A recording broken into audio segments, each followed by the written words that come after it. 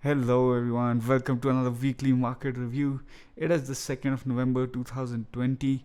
I'm going to try a new format for the review this week. I would love your feedback. I want to make this really quick and snappy and efficient.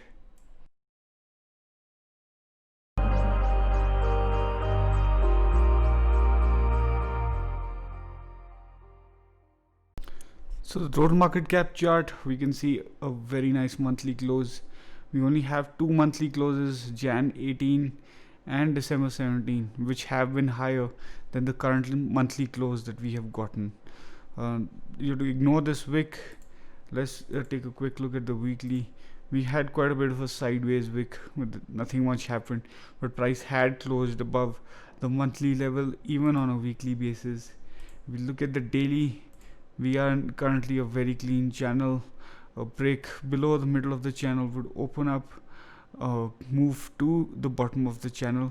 In terms of horizontal levels, we have this quite interesting and significant level around the 262 level. So I would say that if this swing retrace has to take place, we have one level at 262, but also a daily level down here where price has found good support is somewhere close to 340, and we have also a channel support. So looking to see how long price takes to consolidate at this level. More than total, I think currently the Bitcoin chart is what is dominating. On the 4 hour quickly, you can see that we have had multiple divergences on RSI with lower lows on momentum with higher lows in price. So price has still been holding this monthly level. I think on a break of this is when we can significantly confirm this as a potential distribution. Altcoin market cap on the monthly is showing a sideways consolidation, unlike the total market cap. If you have not watched last week's review, you can see we had a simile into 2016 where we've broken a base and then had a longer sideways consolidation. There is decent potential for that to manifest with the figure of 150 days once price has broken up above is still potentially possible and also significant. 150 days since the breakup and retest would take us somewhere close to mid-February. So I would say that there is still potential for that sideways price action. In terms of lower time frames, on the 4 hour you can see that we are still holding support at this anchored VWAP band, and a breakdown below this is what will give us confirmation of this topping looking double top structure, which then would open up price to come back down and test these lows. Altcoins against BTC, this is the only chart we need to look at. Here is the performance of every alt against BTC on every subsequent October. You can see the only small green that we have is 2019 October, and what we've done in 2020 October is built another strong case for the seasonality of crypto. October is just not a good month. You can see next to October, November has also rarely been profitable, but that is something that we have to see. If we look at market cycles, there is still potential for this to make a complete market cycle and for price to find support somewhere between 28 and 30. So this is something that we need to keep a lookout for. It is still potentially possible to get a continual bleed on alt BTC, but on the lower time frame, if you've looked at my mid caps against BTC chart, you know that there is still potential for us to get a sideways consolidation if BTC has topped out for now. Here is mid caps against BTC, and you can see this is the kind of potential fractal we're looking at. We've had a complete market cycle, we've reached the origin of the pump, so we can get a potential sideways consolidation, some formation of depression, and then we get an eventual continuation in this market cycle with potentially a new cycle or a phase of consolidation. So Bitcoin, we have the second highest monthly close of all time. The highest monthly close we got in December 2017. So this is so significant, but in terms of what we can do from here, you can see that this is possibly, at least on whichever time frames, this is the most important resistance level that Bitcoin has had. We have had a significant reaction from here, but what we have in terms of support is something that is evident on the weekly time frame. You can see that this is the major block that we flipped from resistance into what can be potentially support. So what I would say is that if this entire base that we have built, such a clean base on Bitcoin from January 2018 all the way till now, where we've had this breakout on good volume, this is higher than above average volume, so this is significant and it is very evident. So the most cleanest and technically giving scenario that we can have is that we get a retest of this base breakout, so on the weekly, this is the cleanest level. This block from 11,540 to 11,900 is what is the big significant level. We have been talking about this plan on the daily time frame. Once the channel is breaking out, we're talking about two potential consolidation scenarios. One is slightly bullish, where we take out the highs again and come back down, which is more violent, and the other one is a slower volatility scenario. Both of them point towards a potential bottoming out in December. December and January, in terms of seasonality, has also always worked out to be a low point, at least for the last 2 years.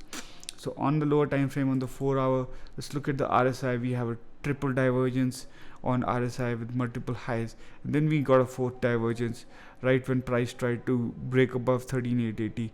Got a strong rejection from there. We get a confirmation that this is also again leading to distribution.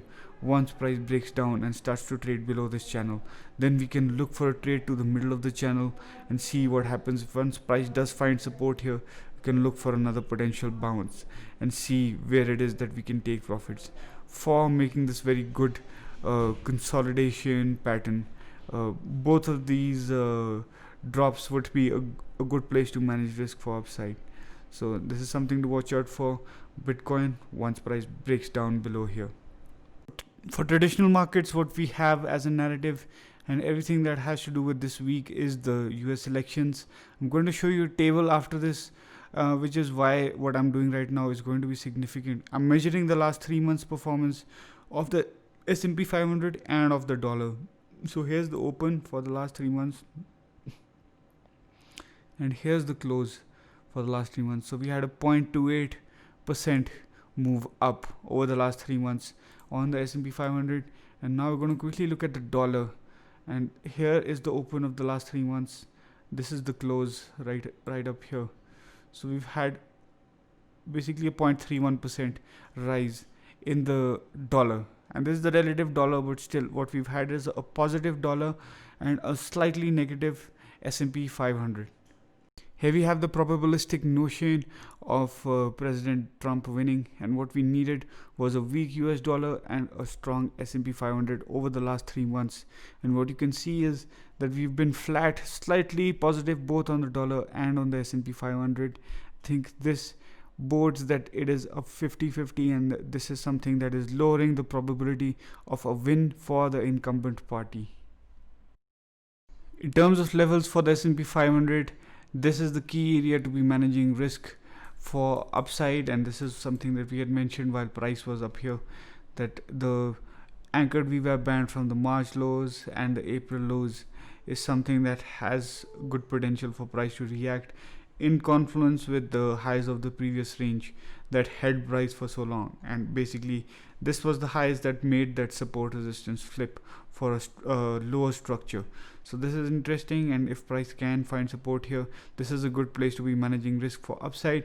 If we do end up breaking below here, we have the middle of the channel, which would then be the next level to look out for.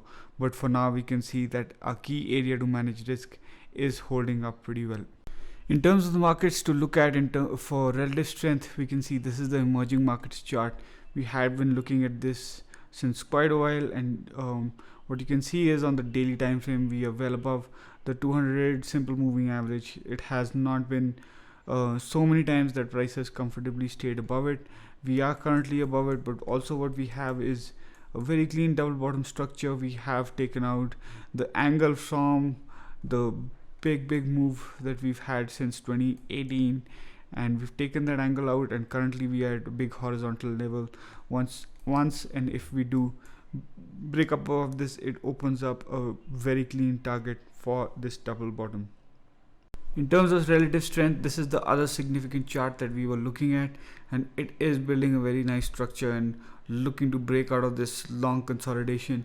You can see this is the first time we are consolidating above the 200 simple moving average since September 2018, and this is looking quite clean and a very nice consolidation again, which will give us a technical play once we do confirm the directionality of this structure. The dollar has been in a sideways consolidation, and we have very significant resistance and support levels for the dollar, and all I would have to do is essentially move these scribbles on either end to get a confirmed direction and then a further move. Likely that we get a stimulus after the election. If that is so, then it is probable we will get this confirmation of a breakdown once the dollar starts consolidating below this significant level of support.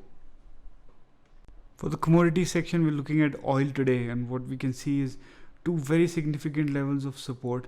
One is this monthly level where price is currently sitting at, and the other is the top of the range which price broke into and then broke back above. So it is one of these two levels that should provide significant support for oil, which can then be long term. I think the breakdown is happening with the support of the re-lockdown that is happening in a few places in Europe, and I would say that this is currently the monthly level, a decent place to manage risk. But if we do end up breaking down, then I would say the $27 level is what is very significant, and again would be a good place to manage risk for a potential retrace and upside bounce. If you found this video helpful, please give it a thumbs up and go ahead and share it with someone else. And if you have any questions about what we covered today, please leave them in the comments and I will be sure to get back to you or answer them in my next video. For more trading content and education, go ahead and click on the video on your right. Thanks for watching, guys, and cheers!